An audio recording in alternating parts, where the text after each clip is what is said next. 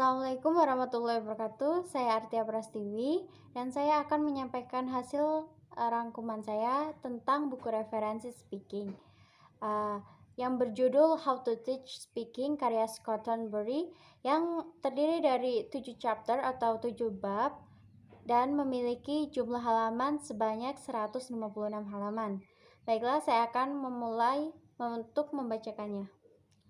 Yang pertama, produksi ucapan. Produksi ucapan berlangsung dalam ikatan nyata. Produksi ucapan sebagai tanggapan terhadap kata demi kata dan ucapan oleh produksi ucapan dari orang yang kita ajak bicara, di mana setiap ucapan bergantung pada ucapan sebelumnya, yaitu menjelaskan spontanitasnya. Dan perencanaan satu ucapan mungkin tumpang tindih dengan produksi ucapan sebelumnya. Tuntutan pemrosesan waktu nyata dari produksi ucapan menjelaskan banyak karakteristik bahasa lisan. Kemudian part selanjutnya yaitu konseptualisasi dan formulasi atau conceptualization and formulation, yaitu konseptualisasi adalah tentang konseptualisasi cerita. Dalam hal ini seperti jenis wacana, topik, dan tujuan wacana. Perumusan melibatkan pengambilan pilihan strategis pada tingkat wacana, sintaksis, dan kosakata. Pada tingkat wacana keseluruhan, cerita memiliki struktur yang khas atau naskah. Naskah wacana adalah bagian dari latar belakang pengetahuan kita bersama. Kemudian selanjutnya mengenai artikulasi. Artikulasi melibatkan penggunaan alat-alat bicara untuk menghasilkan suara. Aliran udara diproduksi di paru-paru, didorong melalui pita suara, dan dibentuk oleh antara lain posisi dan gerakan lidah dan gigi dan bibir. Kemudian selanjutnya mengenai self-monitoring dan perbaikan. Pemantauan diri atau self-monitoring adalah proses yang terjadi bersamaan dengan tahapan konseptualisasi, perumusan, dan artikulasi. Pemantauan diri pada tahap perumusan dapat mengakibatkan perlambatan atau jeda dan kemunduran dan pengulangan berikutnya dari suatu ucapan.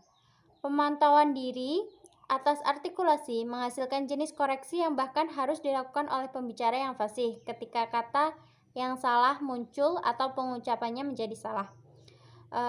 Bekerja sama dengan pemantauan adalah kemampuan untuk melakukan perbaikan, baik sebagai responser terhadap pemantau diri atau untuk pesan yang disampaikan oleh penerjemah seseorang. Kemudian selanjutnya, otomatisitas atau automaticity.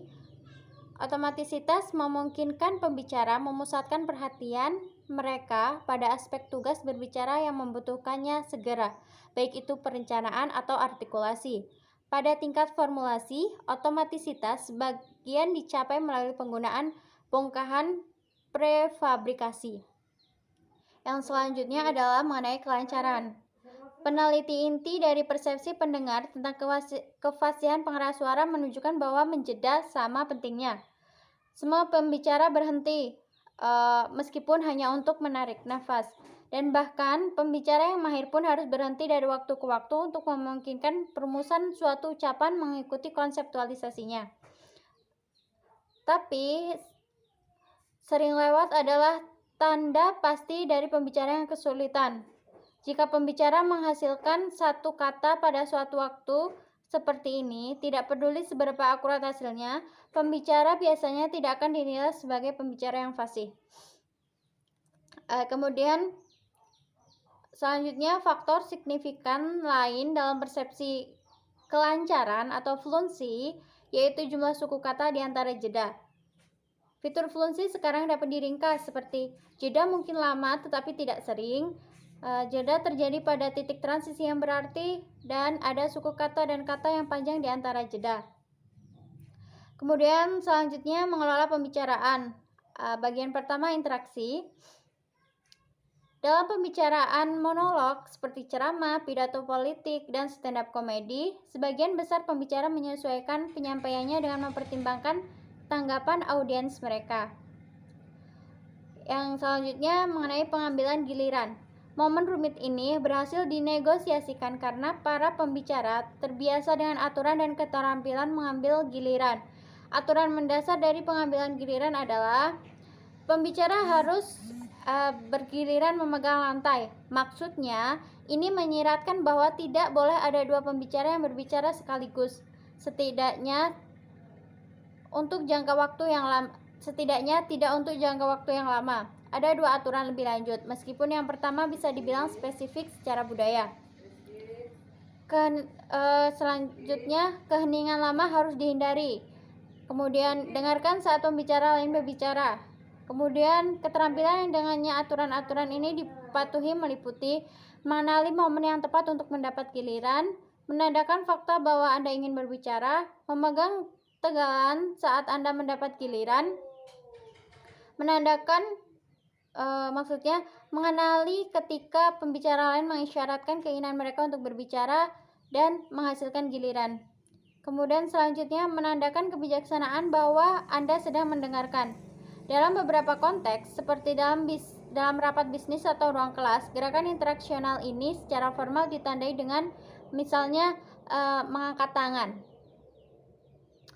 Kemudian saya akan menjelaskan tentang paralinguistik. Penggunaan interaksional atau tatap mata dan gerak tubuh dikenal sebagai paralinguistik. Tentu saja, sinyal paralinguistik ini hanya berlaku dalam percakapan tatap muka. Saat berbicara di telepon, pendengar harus mengandalkan cara lain, seperti intonasi, tempo, dan jeda untuk mengukur keadaan saat ini dari giliran lawan bicara. Kemudian,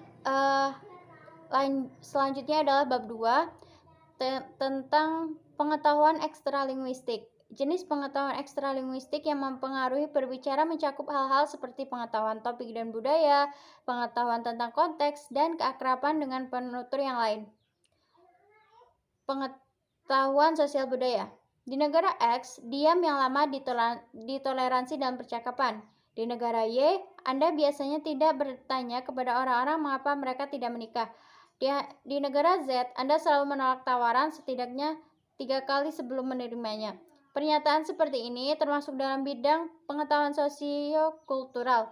Ini adalah pengetahuan tentang nilai-nilai sosial dan norma-norma perilaku dalam masyarakat tertentu, termasuk cara nilai-nilai dan norma-norma tersebut diwujudkan melalui bahasa. Pengetahuan sosiokultural dapat bersifat ekstralinguistik dan linguistik. Mengetahui apakah orang-orang dalam budaya tertentu berjabat tangan saat bertemu atau berpelukan atau membungkuk adalah ekstralinguistik. Mengetahui apa yang mereka katakan saat mereka menyapa satu sama lain jelas sangat mengasyikkan. Kemudian yang selanjutnya pengetahuan linguistik. Pengetahuan linguistik seringkali beragam dari gambaran besar. Pengetahuan tentang cara anekdot biasanya terungkap kecetakan kecil. Pengetahuan tentang tata bahasa dan kosakata. Faktanya, batas-batas antara kategori menjadi kabur dan keduanya bekerja saling bergantung, sehingga pada kenyataannya sulit untuk menjelaskan fitur tertentu dari acara pidato dengan mengacu pada sistem pengetahuan tunggal manapun. Kemudian pengetahuan genre. Genre adalah istilah yang sulit dipahami. Di sini penulis menggunakannya hanya untuk mengartikan jenis acara pidato, terutama dalam hal bagaimana acara pidato itu dapat diberi label oleh pesertanya. Oleh karena itu, ada perbedaan antara mengatakan saya mengobrol dengan bos dan saya melakukan wawancara kerja dengan bos atau saya melakukan presentasi kepada bos.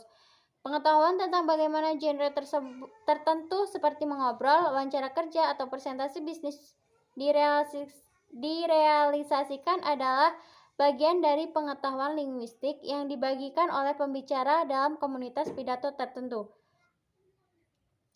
Faktor penting yang menentukan struktur suatu genre adalah apakah genre itu interaktif atau non-interaktif. Pidato multipihak, seperti dalam pertukaran belanja atau percakapan santai antara teman, dibangun bersama dan interaktif. Monolog, seperti laporan langsung jurnalis televisi tentang kuliah universitas atau saat Anda meninggalkan pesan surat suara bersifat non-interaktif. Akhirnya, perbedaan perlu dibuat antara pidato terencana dan tidak terencana. Genre pidato tertentu, seperti pidato publik dan presentasi bisnis, biasanya direncanakan, sampai-sampai mereka mungkin sudah dituliskan terlebih dahulu. Ini berarti ciri kebahasaan mereka akan menyerupai atau meniru ciri bahasa tertulis. Di sisi lain, percakapan telepon untuk menanyakan informasi jadwal kereta api sambil mengikuti urutan yang dapat diprediksi biasanya tidak direncanakan sebelumnya. Peserta harus membuat keputusan strategis dan spontan berdasarkan cara wacana diungkapkan. Ini pada gilirannya akan mempengaruhi jenis bahasa yang digunakan. Kemudian selanjutnya pengetahuan wacana. Dalam struktur genre tertentu, elemen-elemen individualnya perlu dihubungkan sehingga membentuk bentangan wacana yang koheren. Mengetahui bagaimana mengatur dan menghubungkan ucapan individu serta bagaimana caranya. Yang pertama yaitu tantangan. Tugas harus meregangkan pelajar sehingga mereka dipaksa untuk menggunakan sumber daya komunikatif yang tersedia untuk mencapai hasil. Yang kedua, keamanan. Sementara pelajar harus ditantang, mereka juga perlu merasa yakin bahwa ketika menghadapi tantangan tersebut dan mencoba menggunakan bahasa otonom, mereka dapat melakukannya tanpa terlalu banyak resiko. Yang selanjutnya, keaslian. Tugas berbicara harus memiliki hubungan dengan penggunaan bahasa kehidupan nyata. Jika tidak, mereka adalah persiapan yang buruk untuk otonomi. Tentu saja, banyak kegiatan kelas seperti latihan drills dan permainan bahasa dapat dibenarkan dengan alasan bahwa kegiatan itu melayani kebutuhan peningkatan kesadaran atau apropriasi. Namun, untuk menjadi otonom, peserta didik perlu mengalami kualitas komunikasi di dalam kelas yang pada dasarnya sama dengan komunikasi di luar kelas. Kemudian selanjutnya umpan balik dan koreksi. Seringkali merupakan keputusan yang rumit tentang bagaimana memberikan umpan balik kepada siswa tentang kesalahan mereka ketika perhatian mereka terutama difokuskan pada isi dari apa yang mereka katakan, bukan pada cara mereka mengatakannya. Menginterupsi pelajar dalam perjuangan penuh untuk memberi mereka koreksi tampaknya bertentangan dengan kebutuhan untuk membiarkan mereka mengalami otonomi. Jika guru terus-menerus campur tangan untuk membantu kinerja mereka, baik dengan memberikan kata-kata yang tidak diketahui atau mengoreksi kesalahan mereka hampir tidak dapat dikatakan mengatur diri sendiri. Dan itu mungkin memiliki efek kontraproduktif dalam menghambat kefasihan dengan memaksa perhatian pelajar pada akurasi. Yang selanjutnya, presentasi dan ceramah. Apakah pelajar harus memberikan presentasi atau ceramah dalam kehidupan nyata? Pengalaman berdiri di depan rekan-rekan mereka dan berbicara untuk giliran yang berkelanjutan adalah persiapan yang sangat baik untuk berbicara di kehidupan nyata. Ini terutama terjadi jika mereka juga memiliki untuk menanggapi pertanyaan dari lantai. Ide tolakan termasuk dalam kategori acara pidato ini. Yang pertama, tunjukkan dan ceritakan, yaitu meminta peserta didik untuk berbicara dan menjawab pertanyaan tentang suatu objek atau gambar yang memiliki arti khusus bagi mereka bekerja dengan baik untuk semua kelompok umur dan pada semua kecuali tingkat paling dasar. Tunjukkan dan ceritakan dapat ditetapkan sebagai fitur reguler pelajaran dengan pelajar bergiliran dan mengetahui sebelumnya kapan giliran mereka tiba. Kemudian, apakah Anda membaca tentang ini bagiannya, yaitu ini adalah varian dari tunjukkan dan katakan dari part sebelumnya dan dapat dilakukan dalam kelompok kecil daripada di seluruh kelas. Stimulusnya adalah sesuatu yang saya baca di koran atau didengar di berita daripada sebuah objek. Kemudian presentasi akademis. Siswa yang belajar bahasa Inggris untuk tujuan akademis cenderung memerlukan persiapan dalam memberikan presentasi akademis atau makalah koherensi. Sebelum mempraktekkan keterampilan ini di kelas, mungkin membantu untuk membahas fitur formal dari genre tersebut serta mengidentifikasi eksponen bahasa tertentu yang terkait dengan setiap pentas yang membahas keefektifannya. Presentasi bisnis prinsip yang sama, yaitu presentasi rekan dalam hubungannya dengan analisis kolaboratif dan umpan balik kritis bekerja secara efektif dengan presentasi bisnis juga. Kemudian part selanjutnya yaitu mengenai cerita, lelucon, dan anekdot. Ide lain untuk kegiatan berbasis mendongeng adalah yang pertama, tebak kebohongan.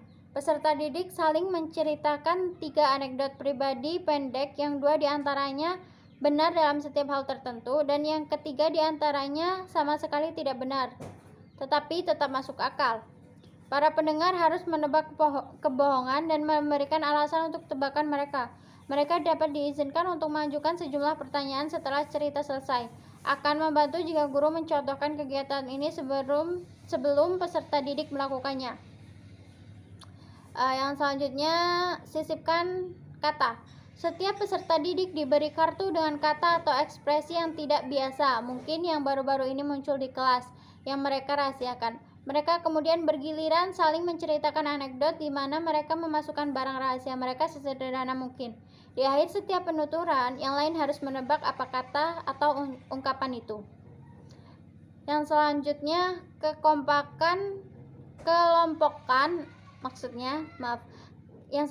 kelompokkan cerita secara berantai. Pelajar bergiliran untuk menceritakan sebuah cerita, menangkap seseorang yang mengambil alih dan mengembangkan kontribusi dari teman sekelas mereka atas sinyal yang diberikan dari guru. Kemudian lelucon pesta. Peserta didik pertama-tama mempelajari dan melatih lelucon yang memiliki narasi. Mereka kemudian membuat simulasi pesta, berdiri dan berseliweran dan bertukar lelucon secara berpasangan atau berkelompok. Pertama-tama, mereka harus diajari beberapa ekspresi dasar kerangka lelucon. Selanjutnya,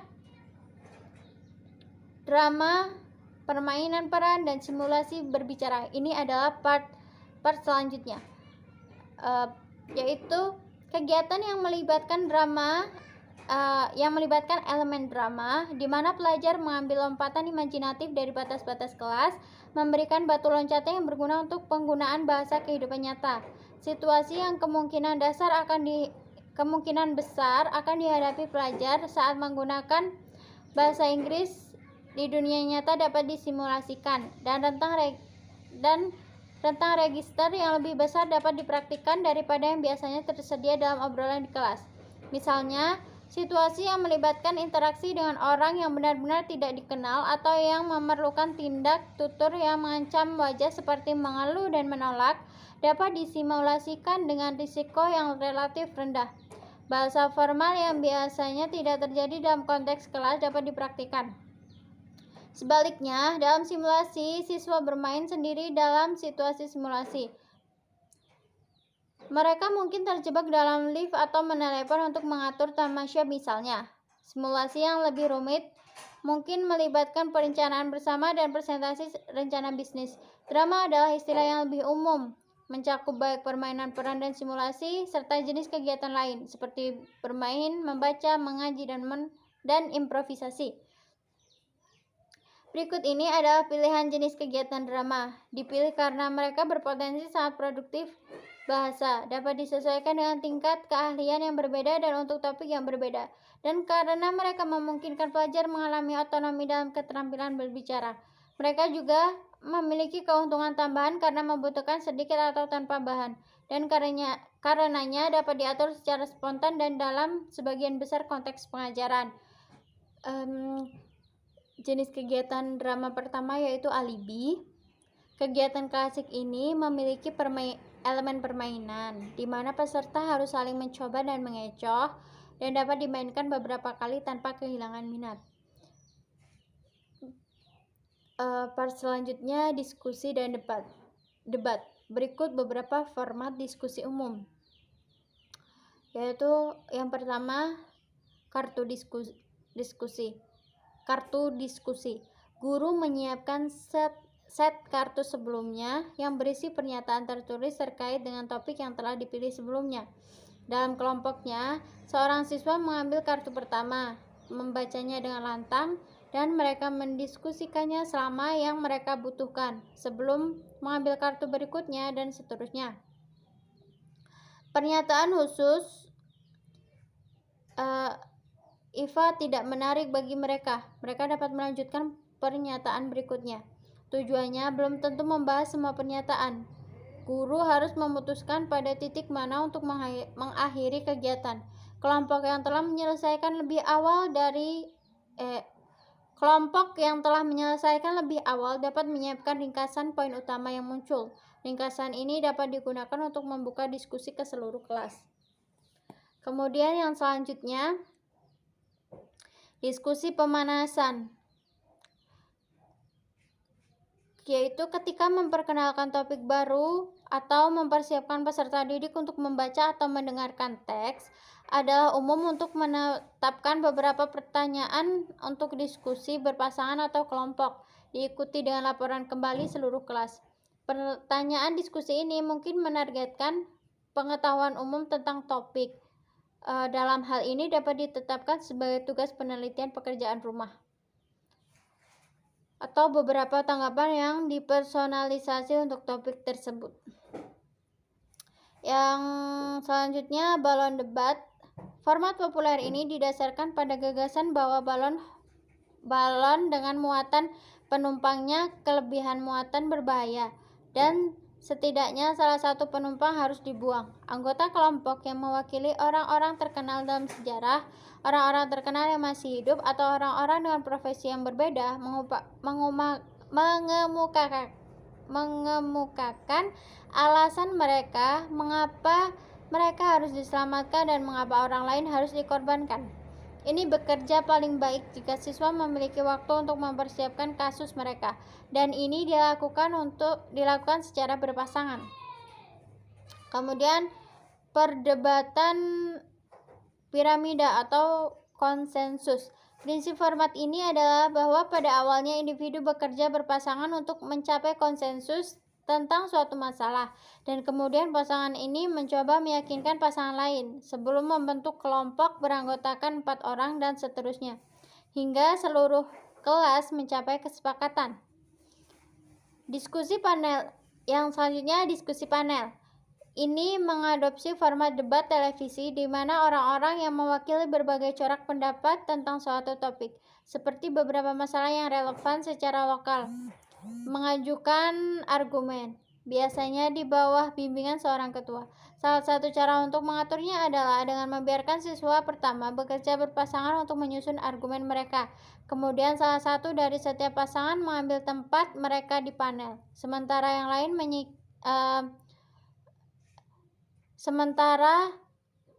yang lain tentu saja dapat mengajukan pertanyaan setelah panelis menyatakan sudut pandang mereka.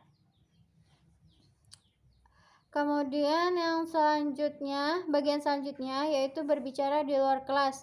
Otonomi yang nyata hanya dapat dicapai jika peserta didik dapat mengatasinya sendiri di dunia nyata untuk memudahkan transisi dari ruang kelas ke dunia luar. Ada sejumlah hal yang dapat mereka lakukan di luar kelas. Sebagai contoh, tape diaries, konferensi audio dan video, interaksi manusia, dan portofolio dan buku harian. Kemudian selanjutnya bab 7 mengenai perencanaan dan penilaian berbicara. Mengintegrasikan berbicara ke dalam kurikulum. Bagian pertama. Ini adalah beberapa masalah yang akan ditinjau dalam bab terakhir ini, yaitu pembobotan. Pembobotan relatif dari pekerjaan keterampilan dalam suatu kursus akan sangat bergantung pada kebutuhan peserta didik. Pelajar yang belajar dalam konteks ESL, yaitu belajar bahasa Inggris sebagai bahasa kedua untuk diintegrasikan ke dalam budaya berbahasa Inggris, mungkin akan sangat termotivasi untuk meningkatkan keterampilan berbicara mereka secepat mungkin. Butuh analisa atau analisa kebutuhan atau need analysis part selanjutnya. Hal ini menunjukkan bahwa tanpa penilaian yang jelas tentang kebutuhan peserta didik, pembobotan relatif yang diberikan pada berbagai keterampilan akan sulit untuk dinilai.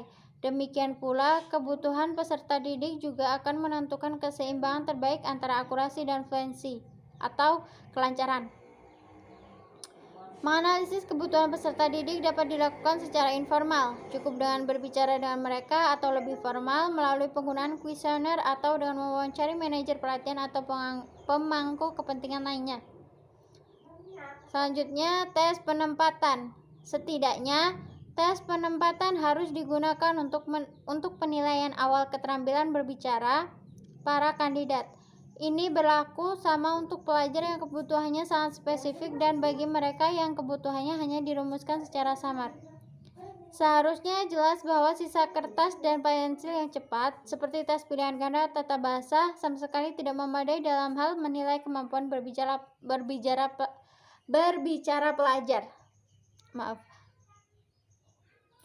Kemudian selanjutnya, menyeimbangkan akurasi dan kefasihan. Untuk waktu yang lama, pengajaran bahasa beroperasi atas dasar bahwa keakuratan harus mendahului kefasihan, dan bahwa satu-satunya pembicaraan yang diizinkan oleh pelajar adalah manipulasi lisan dari struktur tata bahasa yang baru diajarkan.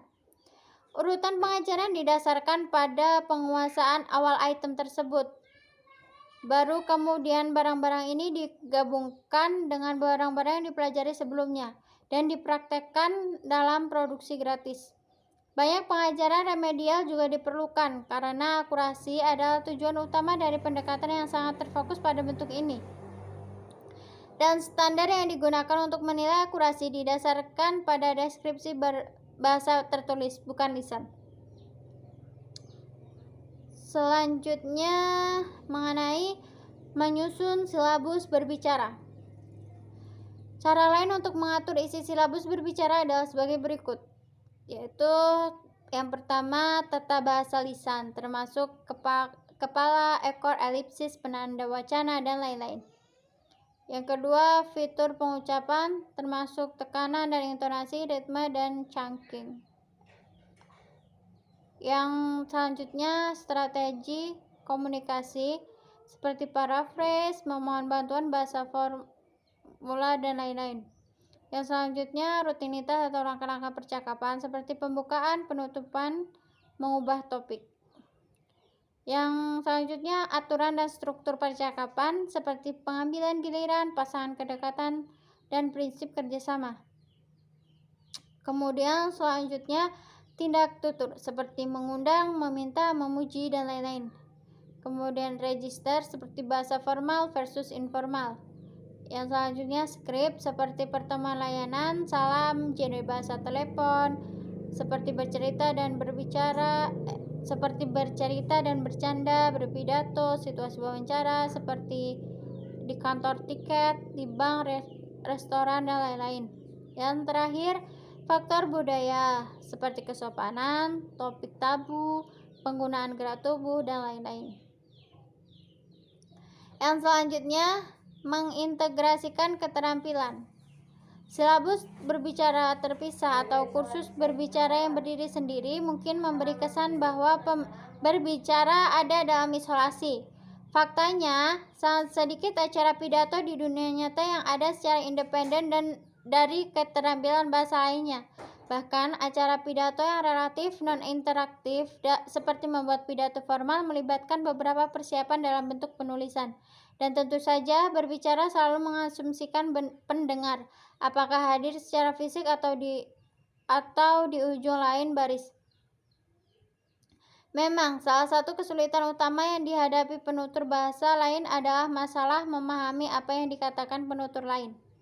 Oleh karena itu, berbicara perlu dipraktikkan bersama dengan keterampilan lain yang menyarankan pendekatan keterampilan terintegrasi. Mendengarkan juga bukan satu-satunya keterampilan lain yang terlibat. Banyak tugas dunia nyata yang melibatkan berbicara mungkin juga melibatkan membaca dan menulis juga.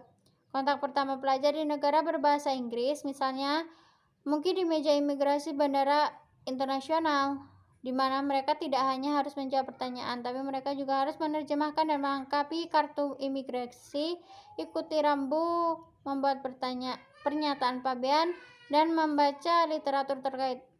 Sayangnya, persiapan hanya dalam bentuk dimensi berbicara dan tugas ini tidak akan memadai.